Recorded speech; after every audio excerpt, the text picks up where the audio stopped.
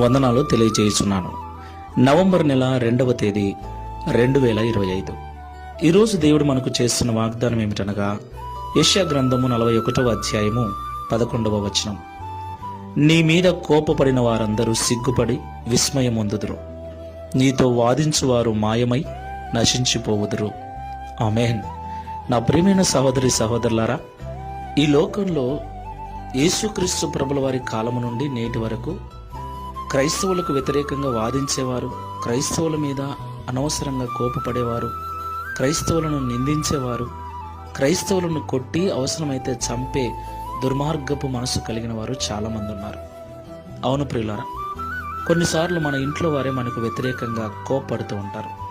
మన పిల్లలే, మన భర్తనే, మన భార్యనే, మన తల్లిదండ్రులే, ఏమి కాని వారు కూడా కొన్నిసార్లు కోపపడుతూ మనతో వాదిస్తూ మన జీవితాన్ని బలహీన